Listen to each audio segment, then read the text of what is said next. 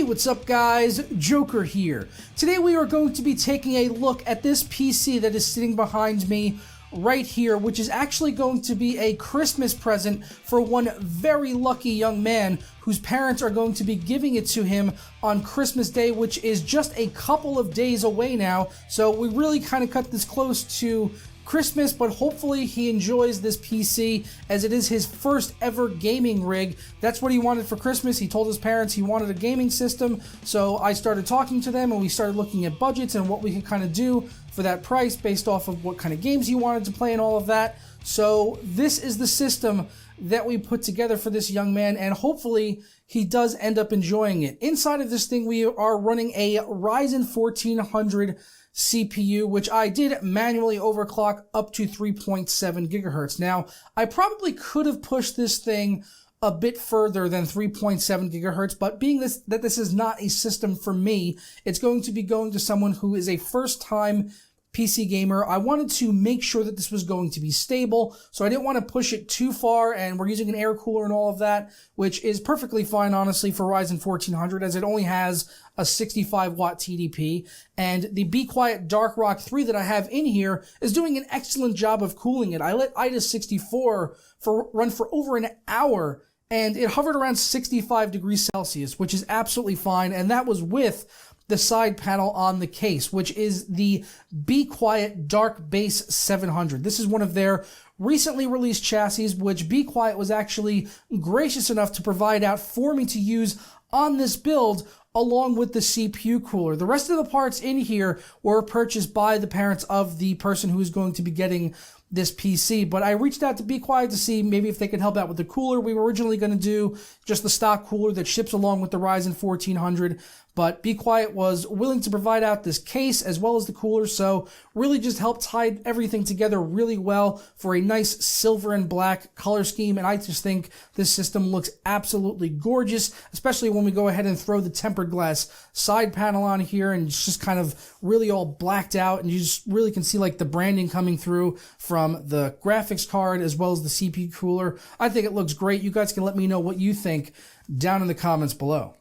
Now, as I said, we are using the Be Quiet Dark Base 700, which is my first time ever building in this case, as it is a fairly new case, and it does have RGB on the front panel. Unfortunately, I ran into an issue with that RGB, so it is stuck on a solid white configuration right now that you could see behind me, but I want to make it very clear that this is not the fault of Be Quiet. This was actually my own stupidity here, as when I was connecting the PWM hub, which controls the RGB lighting as well as the fans, onto the RGB header on the motherboard, I didn't notice that there was a very specific way that it had to be plugged in, with the 12 volt on one side of the connector with the RGB on the other, so it ended up going in upside down, because you can plug it in either way, just, you know, physically it can go in either way, but since I plugged it in upside down, I ended up breaking the PWM hub on the case, so I'm really sorry about that. It kind of sucks, but really, at the end of the day, the only penalty is that the RGB on the front of the case is just sadly not working, and it's just on a fixed white color. But I am hoping to get a PWM replacement here in the near future, so if the new owner of the PC wants me to go ahead and fix it and get the RGB working on here, then I will certainly go ahead and do that for him. But outside of the issue that I had with the RGB not working, everything else in this case went really smoothly. The only couple of minor gripes that I had were concerning the cable routing underneath the motherboard, where it was a little bit difficult to get some of the cables in there, as there wasn't a ton of space. For instance, the USB 3 header, I was not able to get in underneath the motherboard. I ended up having to route it through one of the grommets, which didn't give me as clean of a line as I was hoping to get. So that's just one of the small drawbacks on this case, but for otherwise, is an absolutely incredible case that looks gorgeous. It's got the RGB on there as long as you don't fry the PWM hub, so that should technically work as long as you're not an idiot like me. It's got tempered glass side panel. It's got a power supply cover, which is really nice. The Dark Base 900, which I use for my test system, that doesn't have a power supply cover, even though it's one of their more higher-end chassis, and I had to get one custom made for that. So it's nice that they are including it on the Dark Base 700, and it's actually a modular power supply cover. And what I mean by that is you can actually take apart the cover in 5 different pieces. There's 4 on the top, as well as the front, which you can take off to reveal the power supply, which is nice. It helped me out a lot when I was actually building the PC so that I can kind of reach in there and it doesn't feel loose or flimsy at all. Everything snaps into place and it just felt very solid. Really nice power supply shroud, honestly. One of the nicer implementations that I have seen recently of a PSU shroud. As I said, we are running a Ryzen 1400 CPU, and I put that inside the MSI B350 Tomahawk because I have a lot of experience with this board. You can regularly find them for under $100, so it helped a lot in terms of our budget, and thankfully the way that Ryzen works, you can actually still overclock these things, so that allowed me to bring it up to 3.7 gigahertz, and the RAM in here didn't have any issues running at 2400 megahertz, which is its stock configuration. It's a single stick of 16 gigabyte Patriot Viper RAM, so yeah, that was running absolutely fine, no issues with that. And thankfully, MSI are now shipping these B350 Tomahawk boards with one of the later BIOSes. It's not the latest. There was one newer BIOS, but the version they had on there came out, I believe, September 13th, which is really nice because when this board first came out, at the launch of Ryzen, it did have some issues with memory compatibility. I remember doing my first build with this board, and I did have a lot of headaches with it, but all of those were resolved with some of the later BIOS updates that came out very soon after Ryzen's launch. So I'm happy to see that MSI is shipping with one of the newer BIOS versions on there, which shouldn't have any of those memory issues I was talking about that it had right when it came out. So no issues at all here, like I said, with the MSI B350 Tomahawk. I did flash the BIOS though, and I put it on the most recent one, which I think was from September 19th. For the graphics, I went with a 6GB GTX 1060. This is actually the Zotac Amp Edition, so very nice GTX 1060 card. It does have a small out-of-the-box overclock.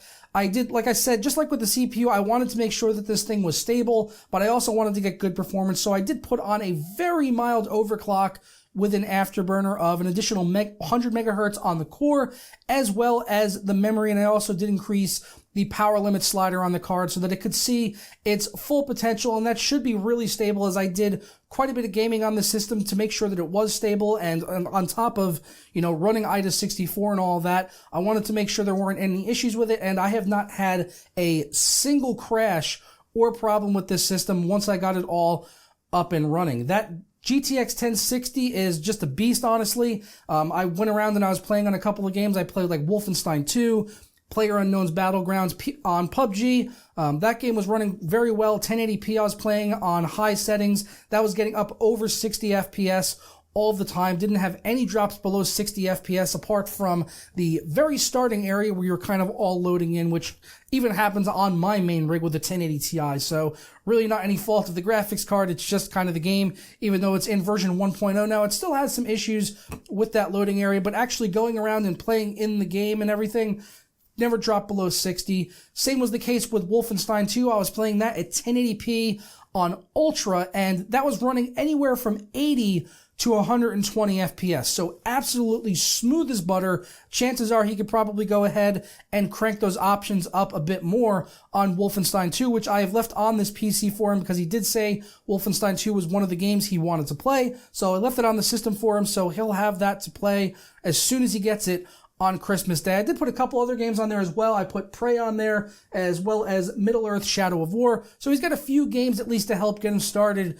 with his game library, so I hope he does enjoy those. In the interest of keeping the system nice and fast, I did want to put in an SSD at the very least for the boot drive, so we do have a 256 gigabyte SanDisk SSD. These aren't like the top-end blazing fast SSDs that you can find on the market, but they are plenty good enough for an operating system. I use quite a few of the 1 terabyte drives of these in my main system, so they are just absolutely fine for running your OS off of. We do also have a 2 terabyte Seagate Barracuda, which you can actually see when you pop open the power supply shroud. You can see it right down there in the basement. I could have mounted them inside the case as well, as they do have hard drive brackets that can go in there, but I opted to just leave that off because it just gave it a really nice, clean look in there, having the hard drive down inside the basement under the PSU shroud, out of the way, so you can't see any of the hard drives in this case unless you really open it up and start looking around. So that's nice. It kind of keeps them away and just keeps everything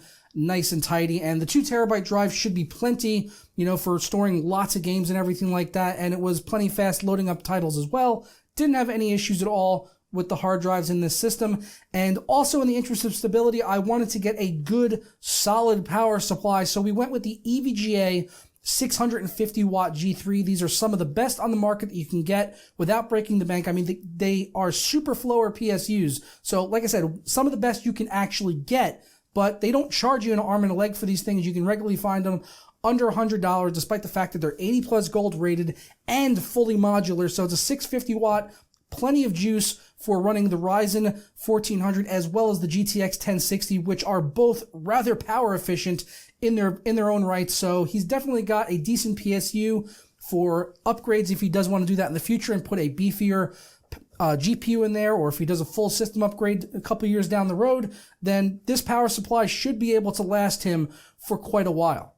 And thankfully, I also had my buddy Aaron over at WazMod send out some custom cables for this system, which just helped tie everything together with the silver and black look that I was going for inside of this system. So we've got these cables that actually have two different types of sleeving on there, which really helps the gray pop in there. I've used one of these sets of cables before in the past with the two different colors of sleeving, or the two different types of sleeving, I should say, and they just look really nice in every system that I put them in. So Aaron does an absolutely fantastic job over at WazMods, and he continues to supply cables out for the channel. So be sure to hit him up down in the description below. I'll be sure to leave a link over to his page where you can go check out custom cables and order them for your own system, as well as links to any of the other parts that I put in this system. If you want them, they'll all be down in the description, linking over to Amazon, so that helps to support my channel if you do decide to pick up any of the parts inside of this build. But I'm going to go ahead and get on out of here, guys. I hope you all have a very happy holiday. Let me know what you thought of the build down in the comments below. Always nice to welcome a new member to the PC Master Race, which I've done a couple of times now, and it never gets old. I love just bringing people over to the PC and helping to build our awesome community of PC gamers. So please let me know your thoughts, like I said, down in the comments of the system. You know, what would you have done differently? If you would have done anything differently at all. I know the case is maybe a little bit higher end than for the rest of the components in here, but when Be Quiet offers to give you the new Dark Base 700, and you know you're going to be giving it to this kid for Christmas, and I can't wait to, you know, have him get this system and just be excited and using it every day for his gaming and all of that. And yeah, it's just I couldn't say no when Be Quiet offered, you know, to send out this chassis, which is just gorgeous. Really just looks so phenomenal and just ties everything together with the looks, aesthetic, everything just looks fantastic in my personal opinion. I love silver and black as a Raider fan. I mean, look at my studio, look at my shirts. I have a Raider tattoo on my arm if you want to see it. Like, there it is. I am a gigantic Raider, and I don't mean gigantic, like, I mean I am gigantic physically, but we don't need to go there. I mean, we all know that I'm fat. I'm really fat. That's not what I was trying to say. I meant I'm metaphorically a huge Raiders fan, so I like silver and black. Let's just leave that on the table, okay? Let's just squash it and move on. Yeah. But as I said, I'm going to go ahead and get on out of here, guys. If you enjoyed this video, you know what to do. Leave a like on it down below and subscribe if you're not already. If you have been here for a while, you can always consider hitting the notification bell so you never miss a moment of content right here on the channel. But I'll catch you guys next time, and I hope you have a very happy holiday, whatever you celebrate. Christmas, Hanukkah, Kwanzaa, Festivus for the rest of us, whatever you want to celebrate. I'll challenge you in the feats of strength. You know it, Costanza. I will challenge you. You will go down. You go down to Chinatown.